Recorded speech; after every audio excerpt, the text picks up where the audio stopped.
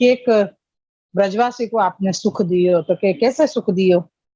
बहुत सुंदर वर्णन आयो तो कि कोई जैसे मतलब ठाकुर जी तो राजकुमार है, मतलब व्रजराज अधिराज यानी राजाधिराज तो है ही, पर या समय जो प्राकृत बालक को रूप लेके मतलब आप विराज रहे हैं या समय, तो हमें भी आप नंदराय जी के पुत्र हैं, और नंदराय जी जो हैं वो व्रज के राजा हैं। तो सारे ब्रजवासी सब कोई तो उनके पास, राजा के पास इतने निकटता से नहीं आ सके, लेकिन ठाकुर जी के दर्शन करवे को, ठाकुर जी से मिलवे को, ठाकुर जी के को स्पर्श करवे को, ठाकुर जी से आलिंगन करवे को, ये सब कछु मनोरथ ब्रजवासी के हृदय में है। तो अब वो मनोरथ कैसे पूर्ण होए वो, क्योंकि ये सारे ब्रजवासी तो मतलब क्या है ना कि साधारण ब्रजवासी ठाकुर जी तक कैसे पहुंचे, यानी वो प्राकृत बालक के रूप में भी जो है वो भी राजा को पुत्र है, तो वो राजा के पुत्र के पास साधारण व्यक्ति कैसे पहुंच सके। ये जब विचार उन लोगों के हृदय में आयो, तो ठाकुर जी ने उनके हृदय को मनोरथ समझ के, उनके मनोरथ को ध्यान में रख के, और पूरे व्रज में आप लीला कर रहे हैं, खेल कर रहे हैं, बाल लीला कर रहे हैं, यानी बाल चेष्टांशु सारे ब्रजवासी को, प्रत्येक ब्रजवासियों, सारे ब्रजवासी भी यूं भी नहीं, प्रत्येक ब्रजवासी को आपने आनंद दियो। तो कह रहे कि ठाकुर जी बाल लीला करते करते और हर एक ब्रजवासी के पास आप चले जा रहे हैं, और कभी ब्रजवासी को आलिंगन कर दे रहे हैं, कभी ब्रजवासी उनको बाल चेष्टा देख के खुश होके और उनको हाथ में ले रहे हो, गोदी में ले रहे हो है, या मुख चुंबन कर ले रहे हो है, कैसे भी प्रकार से ठाकुर जी को स्पर्श कर रहे हैं, दर्शन कर रहे हैं, आनंद ले रहे हैं। तो न तो उन व्यक्ति, उन ब्रजवासी को कोई कछु कह रहे हो है नंदालय में से, और न ही ठाकुर जी के विषय में कोई देवता भी आपकी कोई ऐसी कोई योनि देख रहे हैं कि निंदा कर रहे हो, कोई लोक निंदा के आया है राजा को पुत्र होके और ऐसे कैसे ये कर रहे हो है, या राजा के पुत्र को ये लोग कैसे है ना आलिंगन कर रहे हैं या छू रहे हैं, ये तो और बिल्कुल मतलब राजा के पुत्र कैसे हो, यूं अलग ही रहे, कोई बड़ी बड़ी ऊंचे आसन पे विराज रहे हुए हैं, या ऐसे ऐसे ही प्रकार से। लेकिन ठाकुर जी तो बिल्कुल प्राकृत बालक तो आप बन ही गए हैं या समय, लेकिन बिल्कुल प्राकृत बालक की तरह ही आप पूरे ब्रज में खेल कर रहे हैं, बाल चेष्टाएं कर रहे हैं, क्योंकि बालक को तो अपन पकड़ नहीं सके, कहीं रोक नहीं सके, तो ऐसे करके आपने प्रत्येक ब्रजवासी के मनोरथ पूर्ण किए और सब प्रत्येक ब्रजवासी को आनंद दियो है। ये प्रकार अपन ने शायद 9वें श्लोक में देखियो तो। अब आगे को श्लोक लेवे अपन। श्री वल्लभाधीश की जय हो। श्री कृष्णाय नमः। श्री गोपीजन वल्लभाय नमः। श्री वाक्पति चरण कमलेभ्यो नमः। श्रीमद् भागवत वल्लभाचार्य जी विरचित श्री सुबोधनी जी की टीका 10वां स्कंध पूर्वार्ध तामस प्रकरण को प्रमाण अवांतर प्रकरण में 7वां अध्याय चल रहे है, और 10वें स्कंध के अनुसार एकादश अध्याय यानी के 11वें अध्याय में अपन चल रहे हैं। और अपनों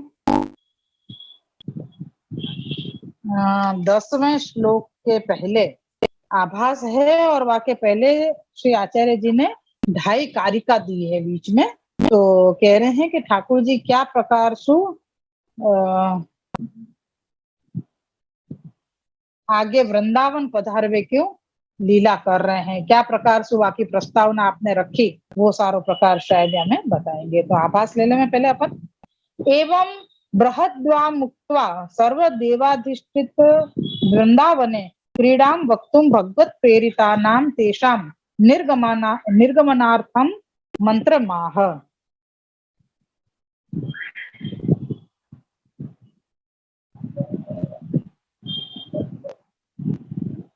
आभासार्थ है उपरोक्त श्लोक में बृहद वन यानी के वृंदावन में की हुई भगवान की क्रीड़ा का वर्णन कर सब देवताओं के स्थान वृंदावन में जाकर क्रीड़ा करनी है, इसलिए भगवान की प्रेरणा से गोपगण वहां जाने के लिए मंत्रणा करने लगे।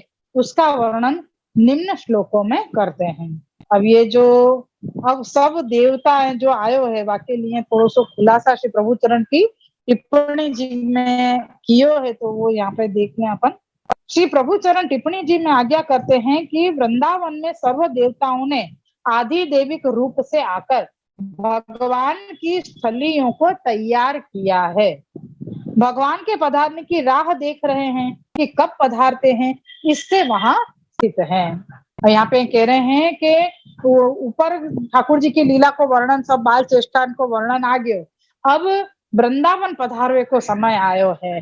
तो समय क्यों आयो है और कौन कौन से कारण हैं, तो कह रहे हैं श्री आचार्य श्री गोसाई जी ने टिप्पणी जी में खुलासा किया है कि ठाकुर जी के लिए देवता ने सुंदर लीला स्थलीय तैयार करी है। मतलब वृंदावन में ठाकुर जी अलग अलग लीला करेंगे तो वहां पे सब जगह उनने सुंदर सुंदर कुंज निकुंज आदि सब तैयार करके रखी हैं, और सब देवताएं वहां पे स्थित होके और ठाकुर जी की पधारवे की राह देख रहे हैं। तो वो ठाकुर जी ने अब जाने कि अब देवता के मनोरथ पूर्ण करवे को समय आ गयो है, यासु अब आप गोप जनन के साथ में मंत्रणा कर रहे हैं, और वाको वर्णन अब आगे आएगो। वाके बीच में अब अपनी 2.5 कारिका है, तो वो कारिका एक साथ ही दी हुई है 2.5, तो अपन ले लें वो कारिका।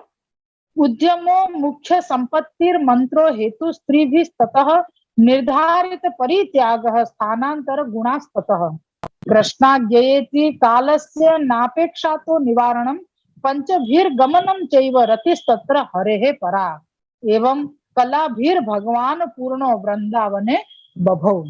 ये यहाँ तक की 2.5 कारिका है अपनी, या को अर्थ है उत्तम मुख्य संपत्ति की प्राप्ति मंत्रणा, इसके पीछे 3 श्लोकों से कारण निर्धारित का त्याग, दूसरे स्थान के गुण कृष्ण की आज्ञा से गमन, काल की अपेक्षा नहीं होने से उसका निषेध, 5 श्लोकों से गमन, वहां का निवास, भगवान का उसमें विशेष प्रेम, इस प्रकार भगवान वृंदावन में कलाओं से पूर्ण सुशोभित हुए।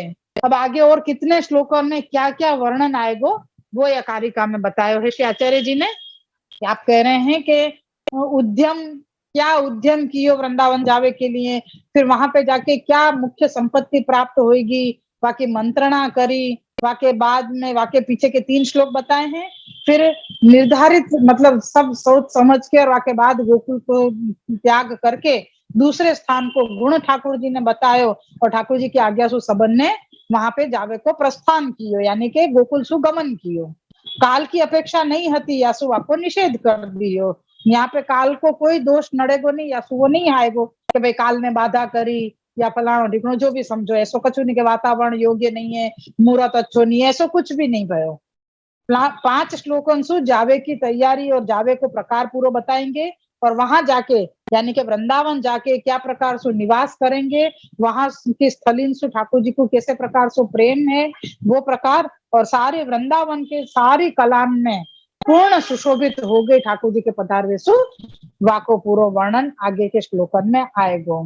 या की व्याख्या है, ये कारिका की व्याख्या दी गई है यहाँ पे कि इन कारिकाओं में 11वें अध्याय के श्लोक 10 से, ये 9 श्लोक हो गए ना अपने पूरे, अब 10वें श्लोक से आएगो, 10 श्लोक से 25 तक जो लीलाएं भगवान ने की हैं उनका क्रमशः सूक्ष्म वर्णन कर समझाया है कि 10 श्लोक में वृंदावन में जाने के लिए किए हुए उद्यम का वर्णन है।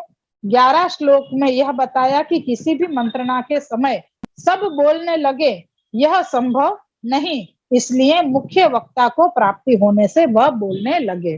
अब कोई मंत्रणा करवे के लिए बैठे, मंत्रणा को मंत्रणा को मतलब है मीटिंग करना, हम मीटिंग कर रहे हैं तो मीटिंग में एक साथ सब जने बोलवे लग जाएंगे तो कोई निष्कर्ष भी नहीं निकलेगा, और क्या बात करना चाह रहे हैं वो समझ में भी नहीं आएगा। तो यहाँ पे भी वही कर रहे हैं कि वहां में कोई एक को मुख्य प्रतिनिधि बना के वो सबकी तरफ से बात रखे, ऐसा प्रकार है। तो यहाँ पे भी यही बता रहे हैं कि मुख्य वक्ता को प्राप्ति होने से बोलने लगे। यहाँ पे भी जो मंत्रणा करवे के लिए सब गोप गण बैठे तो सबन में से एक व्यक्ति, एक गोप खड़े होके और अपनी बात रख रहे हैं, ऐसे प्रकार से। 12वें श्लोक में उसने जो गोकुल छोड़ने की सम्मति दी उसका वर्णन है। 13वें श्लोक में पूतना के उपद्रव, 14वें श्लोक में तृणावर्त के विविध साधनों द्वारा उपद्रव, और 15वें श्लोक में यमुनार्जुन के मध्य में स्थित भय। इन श्लोकों में गोकुल के उपद्रव और उनसे भगवान ने रक्षा की यह वर्णन है। 16वें श्लोक में इन कारणों से गोकुल छोड़ने का निश्चय किया, यानी गोकुल क्यों छोड़ो, तो ये सब प्रकार बताए कि पूतना के कारण, प्रणावक के कारण, और अभी भी बिल्कुल ताजो यमलार्जुन के कारण जा प्रकार से भय और बालक को बार बार हानि पहुंचानो जो प्रकार आ रहे है, और वामे भगवान ने रक्षा करी है, तो इन सारे उपद्रव से अब भय बैठ गयो है हृदय में, तो याकू वह भय को निवारण करवे के लिए, भय को निवारण करवे के लिए ठाकुर जी ने गोकुल को त्याग कियो है, गोकुल छोड़ो है, मतलब गोकुल छोड़ के आप वृंदावन पधारे हैं। 70वें श्लोक में जहां जाने का विचार है उस वृंदावन के गुणों का वर्णन किया है। 18वें श्लोक में श्री कृष्ण की इच्छा पूर्वक आज्ञा से सर्व गोपों की जाने के लिए सम्मति का वर्णन है। 19वें श्लोक में सब गोपों ने एक होकर जाने की तैयारी की, काल शुभ मुहूर्त की चिंता नहीं की। 24वें श्लोक में 19वें से सीधो 24वें श्लोक में, हाँ अच्छा 5 श्लोक बताए थे ना कि 5 श्लोकों से जावे को वर्णन आया, तो 19, 20, 21, 22 और 23 5 श्लोकन सु यहाँ पे सब जावे की जो तैयारी करी गोप जनन ने वो बताएंगे। फिर 24वें श्लोक में वहां जाने का तथा निवास का एवं हरि का उससे विशेष प्रीति का वर्णन है। इन सब का वर्णन 10 से 25 श्लोकों में हुआ है, जिसका भाव बताते हैं कि इससे वृंदावन में भगवान 16 कलाओं से पूर्ण शोभायमान दर्शन देने लगे। अब फिर सु आभास दियो है। प्रथम मंत्रार्थ मुध्यम माह गोप वृद्धा इति। आभासार्थ है प्रथम मंत्रणा करने के लिए उद्यम करते हैं, इसका वर्णन निम्न श्लोक में करते हैं, यानी अब 10वें श्लोक में मंत्रणा को प्रकार बता रहे हैं। श्लोक 10वां है, गोप वृद्धा महोत्पाताननुभूय बृहद्वने नंदादयः समागम्य व्रज कार्यम मंत्रयन्। श्लोकार्थ है, गोपों में से वृद्ध नंदादिक गोप व्रज में बड़े बड़े उत्पात होते देखकर इकट्ठे हुए और विचार करने लगे कि अब व्रज का हित कार्य कैसे किया जाए। गोप जो वृद्ध गोप हैं उन लोगों को सबन को चिंता भई कि भाई बार बार यहाँ गोकुल में बहुत उत्पात हो रहे हैं, तो व्याको हित यानी अब व्रज को हित हो ये कैसे किया जाए, ये सब विचार करने के लिए इकट्ठे हो रहे हैं। या किसी सुबोधनी जी है, गोपेशु ये वृद्धा पूर्वापरानुसंधान सहिता बृहद वन मनवर्य नाम बृहद वनवर्य नाम पूर्वं कदाचिदपि तत्रोत्पत्त्य भाव उत्पाता नानिदानी तु महोत्पाताः पूतना मरणादयः नंदोपि वृद्धप्रायः प्रधान व्यतिरेकेण विचारो न निर्वहति समागम्य सम्यग् एकत्रोपविश्य व्रज संबंध वश्य कर्तव्यम मंत्रयन। ये पूरी सुबोधनी जी ले ली, छोटी सी अति असु पूरी ले ली। व्याख्यात है याको कि गोपों में वृद्ध जो आगा पीछा विचार करने की बुद्धि वाले जो वृद्ध गोप हैं वे व्रज से संबंधित आवश्यक कर्तव्य की मंत्रणा करने लगे। हमारे इस वन का नाम बृहद वन इसलिए पड़ा है कि इसमें कभी भी उत्पात नहीं हुए हैं। अब तो बड़े बड़े उत्पात होने लगे हैं, जैसे पूतना मरण आदि उपद्रव हुए हैं, तो मंत्रणा यानी प्रधान के बिना नहीं होती है, इसलिए सब इकट्ठे हुए। नंद जी भी वृद्धों के समान ही थे। तो ये अपना 10वां श्लोक यहाँ पे पूर्व है, 11वां श्लोक है, यानी कहा सारे गोप जो वृद्ध गोप हैं वो सब इकट्ठे हो गए कि विचार कर रहे हैं कि भाई यहाँ पे अब अपन कैसे यहाँ को हित विचार करें, कछु आगे करना पड़ेगा यूं करके, और वो विचार कर रहे हैं। श्लोक 11वां है और वाको आभास है, सर्वेषां वक्तृत्वं न संभवति इति प्रधान व्यपदिशति तत्रेति।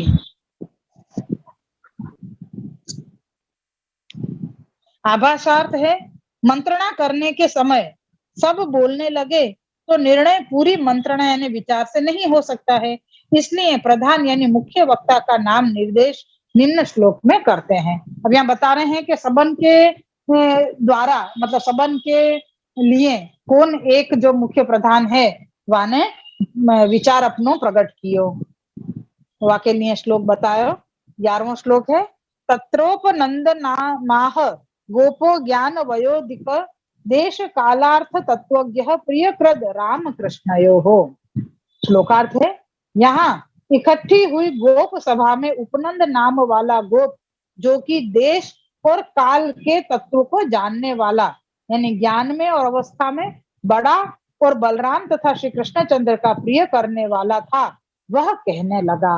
यानी यहाँ पे सिर्फ वृद्धता ही एक वाकु आगे रखने को कारण नहीं है, तो उपनंद को आगे रखियो तो कह रहे हैं कि वो उपनंद कैसे हतो, तो कह रहे हैं कि वो वृद्ध तो हतो ही लेकिन ज्ञान वालों भी हतो और अपने व्रज को यानी अपने जहाँ रहवे को स्थान है वाको स्थान को आगे पीछे मतलब पुरानो भविष्य भी आगे मतलब विचार कर रहे हैं और पहले क्या चीज हो चुकी है या कैसो अच्छी व्यवस्था हती वो सब कुछ वाको ज्ञान है और आगे अगर ऐसी व्यवस्था नहीं रही तो क्या प्रकार से परेशानी हो सके ये सब कुछ उनको ज्ञान है। और साथ में बलराम जी और श्री कृष्ण के लिए उनको हित है या सो उनके सुख में उनके हित में उनको अच्छो क्या होएगो ये सब भी उनको विचार है। उनको प्रिय करवे के लिए वो उपनंद को आगे करके और आगे कियो और वो उपनंद अब ठाकुर जी को और ब्रज को सुख कैसे होएगो वाके लिए अपनी बात रख रहे हैं। वो आगे के श्लोक में आएगो, अभी तो यही को वर्णन है। या किसी सुबोधनी जी हैं उपनंद नामानंद संबंधी गोपा इति धर्म प्रधान ज्ञान ज्ञान वयोभ्याम च परिणतः। यहाँ से लेके द्वयोर निर्देशः साधारण निरोधत्वात् असाधारण निरोधो भगवतेव क्रियते साधारण स्तुभाभ्यामिति। यहाँ तक कि श्री सुबोधनी जी हैं या को वर्णन है व्याख्या थे। उपनंद नाम के गोप नंद जी के संबंधी थे, इसमें उनमें धर्म प्रधान था और वे ज्ञान और आयु में वृद्ध होने से अनुभवी भी थे, जिस अनुभव के कारण इस तत्व को जानते थे कि किस देश में व किस काल में क्या करना चाहिए जिससे अर्थ सिद्ध हो, किसी प्रकार की हानि ना हो। मैंने कही ना ज्ञान में और आयु में यानी कि अनुभव में बड़े हैं तो वो ये जान रहे हैं कि हम कौन सी जगह पे जाके रहेंगे तो वहां के गुण क्या हैं और वहां जाके हम अपनों कैसे प्रकार से व्यावृत्ति कर सकेंगे, क्या प्रकार से हमको वहां पे सब साधन संपत्ति मिल पाएगी। तो वो सब कुछ उनको ध्यान है या सु वो वह प्रकार से बात अपनी रख रहे हैं। ऐसा अनुभवी भी हो किंतु यदि वह भगवान का भक्त नहीं है तो उनका ज्ञान वृद्धत्व और अनुभव सब व्यर्थ है, अर्थात किसी काम के नहीं है। यहाँ पे हम कह रहे हैं कि अगर इनको ज्ञान है, आयु में भी बड़े हैं, अनुभव भी है, आगो पीछो सब इनको ध्यान है, तो वह प्रकार से भी फिर भी अगर ये भगवान के भक्त नहीं है तो ये सारो इनको ज्ञान व्यर्थ है। तो वाकई लिए यहाँ पे खुलासा कर रहे हैं कि उपनंद भगवान का भक्त भी था, यह बताने के लिए श्लोक में प्रिय कृद ये श्लोक में शब्द दियो है देश कालार्थ तत्वज्ञ प्रिय कृद राम कृष्णयो हो। ये श्लोक में शब्द आयो है वाकई लिए कह रहे हैं कि प्रिय कृद राम कृष्णयो हो पद दिए हैं जिनका अर्थ है राम और कृष्ण का प्रिय करने वाला था। यानी ये जो उपनंद जो थो जो ज्ञान में और आयु में दोनों में बड़े हते अनुभव में भी बड़े हते और साथ के साथ वो ठाकुर जी के भक्त भी हते। यासु यहाँ पे यूं कही है कि उन्हें राम और कृष्ण को प्रिय भी सोचो वाके बाद ही उनने अपनो प्रस्ताव रखियो। तो प्रस्ताव क्या रखियो है, इससे बताया कि वह भी भक्त था। उपनंद नाम से यह बताया है कि वह नंद जी को मंत्रणा देने वाला था। उपनंद कही ने तो नंद जी को भी वो मंत्रणा यानी के विचार विमर्श करवे में चर्चा करवे में सच्ची सलाह देवे में वो कार्यरत हते। यासु वो उपनंद हते और साथ में नंद जी के मंत्री भी थे, मंत्रणा करने वाले थे, इससे वह नंद जी का मंत्री था।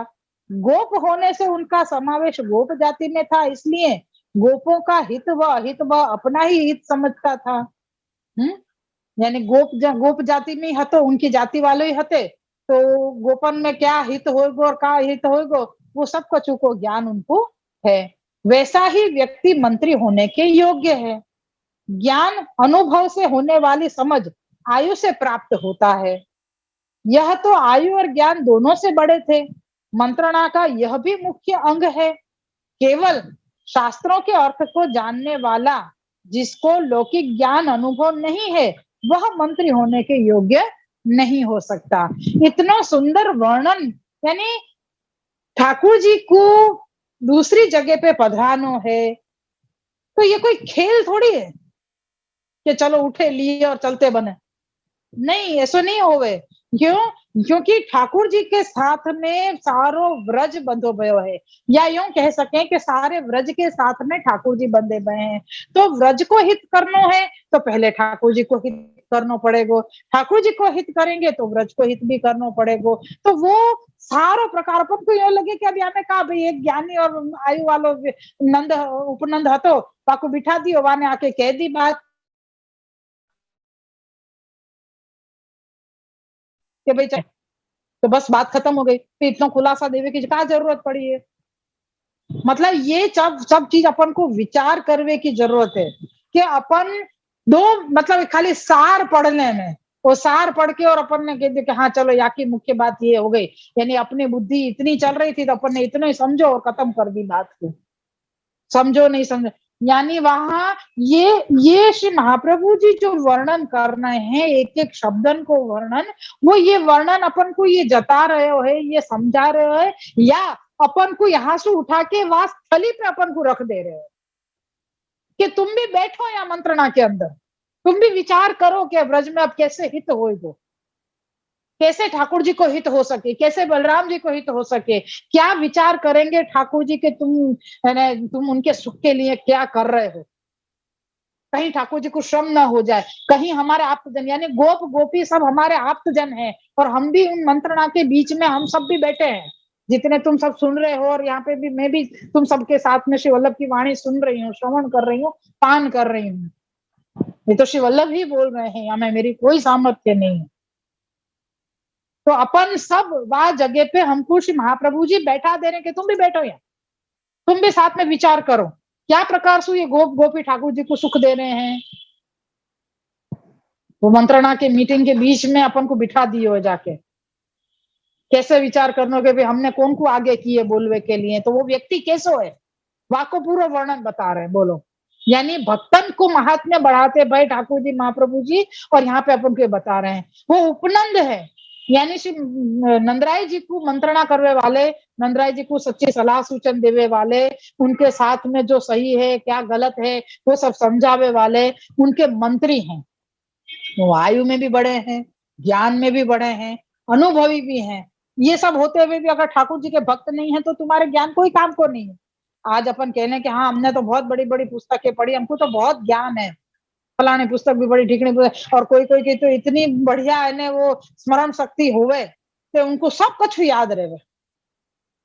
वार्ता जिन में भी होवे ऐसो कि सबन को है ना, यहाँ तक कि वार्ता जी तो फिर भी प्रभु कृपा से अपन एक केवे के कहानी के रूप में, या कोई चीज कहीं कहीं गलती, ऐसी गलती अपन से भी हो रही होवे, या वो सुख जो 252 वैष्णव ने प्राप्त कियो, वो सुख की प्राप्ति की इच्छा मनोरथ अपने भी हृदय में होवे, तो वो सब तो अपन को। लेकिन शिक्षा पत्र लोगन को ऐसा प्रभाव भी होवे कि उनको शिक्षा पत्र, कौन से शिक्षा पत्र के कौन से श्लोक में क्या आज्ञा करी है, कितनो है, ऐसो भी मतलब बोलना लोगन को आवे, तो वो सारा ज्ञान, वो ज्ञान ऐसो बटोर के अपने सामने रखे कि अपन इतना प्रभावित हो जाए, ओ क्या बात है, इतो सब कुछ याद रहे, बहुत गजब है। लेकिन अगर वो व्यक्ति को अपने ज्ञान को अहंकार होए तो वो ज्ञान कोई काम को नहीं है। भले ने तुम पूरा शिक्षा पत्र रट के तुम बोल जाओ, तुम षोडश ग्रंथ को पूरा भावार्थ बोल जाओ, है पूरी प्रणालिका की प्रणालिका तुम गोख के मेरे सामने रख दो, मेरे को प्रभाव नहीं पड़ेगा। क्यों नहीं पड़ेगा? क्योंकि तुमको तुम्हारे ज्ञान को अहंकार है, भले वो अलौकिक ज्ञान है, बहुत समझने वाली वस्तु है, क्योंकि वो अलौकिक ज्ञान है, फिर भी अगर तुमको वह ज्ञान को अहंकार है तो तुम्हारो प्रभाव, मतलब प्रभाव तो बहुत दूर की बात है, तुम्हारी कोई बात कोई के गले उतरेगी ही नहीं, यहाँ तक कि वो बात ठाकुर जी को सुख देने वाली भी नहीं होगी। लेकिन अगर यहाँ पे बता रहे हैं कि वो ज्ञानी है, उपनंद अनुभवी हैं, आयु में भी वृद्ध हैं, तो साथ में भक्त भी हैं। वो भक्त है। भक्त कैसे होवे? जाके हृदय में सौहार्द होवे। भक्त कैसे होवे? जाके हृदय में सौहार्द हो। सौहार्द का मतलब क्या है कि कोई को दुख देख नहीं सके, कोई को दुख देख नहीं सके, पराई पीर अपनी लगे, अरे वाको दुख भयो है तो मैं वाको दुख को निवारण करने को जरूर कोशिश करूं। ये वैष्णव या भक्त को हृदय कह सके अपन। स्नेह युक्त, हर एक के साथ एक जैसो वर्तन। या के पास ज्यादा द्रव्य है तो मैं या के बड़ी या को मान पान करूं, और या के ये निष्कंचन है तो या को ठीक है, ऐसे नहीं। हर एक जीव प्रभु को है, और वाके लिए सुख दुख कैसे होएगो वो सब कछु हम वाकी विचार वे को विवेक वा भक्त के हृदय में होवे। यासु वो भक्त है जाको हृदय बहुत कोमल होवे, और वो कोमल हृदय ही ठाकुर जी को प्रिय है। यासु ही तो भक्त प्रिय है ठाकुर जी को। तो यहाँ पे यही बता रहे हैं कि वो उपनंद जो है वो हर प्रकार से योग्य ही है, वह सबन के मन की बात वो अकेले ही सबके सामने रख सकें ऐसे, और ठाकुर जी को सुख भी विचारेंगे, ठाकुर जी को प्रिय होएगो ऐसो ही विचार करेंगे। यासु यहाँ पे उनको इतना वर्णन दियो, पूरा कितना बड़ो पैराग्राफ है, पूरा पेज यहाँ समझो तो दे दियो या श्लोक के लिए। और अपन नहीं जाने के ठीक है, एक उपनंद को आगे की और उनने सबके बीच की बात बता दी, बात खत्म हो गई। तो ऐसे नहीं है, अपन को वास थली पे अपने आप को रख के और ये सारो अनुभव अपन को करना है। तो अकेले यहाँ पे वे बता रहे हैं कि मंत्रणा का यह भी मुख्य अंग है कि केवल शास्त्रों के अर्थ को जानने वाला, जिसको लौकिक ज्ञान नहीं है, यानी सिर्फ अनुभव नहीं है लेकिन पुस्तकीय ज्ञान है, तो वो भी यहाँ पे कोई काम को नहीं है, वो व्यक्ति भी यहाँ पे कोई काम को नहीं है। हम कह तो देवें कि मंगला से लेकर शयन तक की पूरी सेवा करनी चाहिए, प्रणालिका के अनुरूप करनी चाहिए, ठाकुर जी को जगावे के लिए ऋतु अनुसार वस्त्र है, श्रृंगार है, सामग्री है, सजाव सब कछु करना चाहिए, तो करना चाहिए। भले मैं नहीं करती हूँ लेकिन तुमको सलाह जरूर दूंगी कि तुमको ये करना चाहिए, फलाना करना चाहिए, ढिकनो करना। बातें तो मैं इतनी बड़ी बड़ी करूं लेकिन खुद तो कछु करूं ही नहीं, तो जब वो करवे की बारी आवे तब यो डेटे फीस हो जाए कि इतना कष्ट करवे में, बात खत्म। यानी यहाँ पे वही बता रहे हैं कि पुस्तकीय ज्ञान होवे, शास्त्रन को ज्ञान होवे, लेकिन वो खुद लौकिक अनुभव नहीं होवे उनको, तो भी वो वहां यहाँ पे कोई काम को नहीं है। यासु ऐसो कुछ भी नहीं होते भाई, यानी यहाँ को ये तात्पर्य बता रहे हैं कि अगर ऐसे मंत्री होवे तो वो मंत्री होवे के योग्य भी नहीं है। इसलिए श्लोक में देश कालार्थ तत्वज्ञ पद दिया है। देखो फिर सुनने बताओ यहाँ पे श्लोक को दूसरों वालों जो लाइन है वहां में दियो है देश कालार्थ तत्वज्ञ, ये पद यहाँ पे दियो है। तो याको तात्पर्य ये है कि देश और काल का जिसको अनुभव हो, यह अनुभव उपनंद को था। वृंदावन में जाना चाहिए ये उपनंद का कहना यदि अपने स्वार्थ के लिए होता तो इसमें वहां जाने से निरोध की सिद्धि नहीं होती। अब ये लास्ट 3 लाइन में भी और समझवे को है कि यानी वो सिर्फ वृंदावन जाने के लिए खुद की विचार कर रहा है कि भाई मेरे को तो अब यहाँ पे डर लग रहा है, अब मैं यहाँ गोकुल में नहीं रहूंगा, मैं तो जा रहा हूँ वृंदावन, कोई को आनो है मेरे साथ, ऐसे नहीं कही है उनने। उनने सिर्फ अपनो सुख नहीं देखे है, पूरे सारे व्रजवासी को सुख देख के उनने कही है। तो क्या कही है यहाँ पे बता रहे हैं कि वृंदावन जाना चाहिए, ये उनने अपने स्वार्थ के लिए नहीं किया, और अगर अपने स्वार्थ के लिए करते तो ठाकुर जी अकेले के लिए थोड़ी ना पधारते, ठाकुर जी उन अकेले उपनंद के लिए थोड़ी ना जाते वृंदावन, और नहीं जाते तो ब्रजवासी को निरोध सिद्ध कैसे हो? तो विचारणीय प्रश्न है ना कि अगर उपनंद अकेले अपने लिए कह रहे हैं कि भाई चलो हमको जानो है, मेरे को तो जानो है, मैं तो अब यहाँ नहीं रह सकूं, और कौन कौन मेरे साथ चल रहे हो ये बता दो। तो कोई 4 जन चलेंगे, 10 जन नहीं चलेंगे, तो फिर ऐसे थोड़ी होगा। तो कह रहे कि ऐसे तो ठाकुर जी भी नहीं जाएंगे, तो ना तो उनको निरोध सिद्ध होएगो और ना यहाँ दूसरे ब्रजवासी को निरोध सिद्ध होएगो, तो ये भी कोई मतलब को नहीं रहे हो। तो यहाँ पे कह रहे हैं कि स्वार्थ नहीं है, तो निरोध सिद्ध नहीं होती, क्योंकि स्वार्थ निरोध का विरोधी है। जो स्वार्थी होएगो बाद में अहंकार होएगो, और अहंकार से तो निरोध सिद्ध नहीं होवे, ये सीधी परिभाषा है। जाको ठाकुर जी में निरोध सिद्ध करनो है, या जाको निरोध ठाकुर जी को सिद्ध करानो है, तो वाके पास अहंकार को नहीं रखेंगे।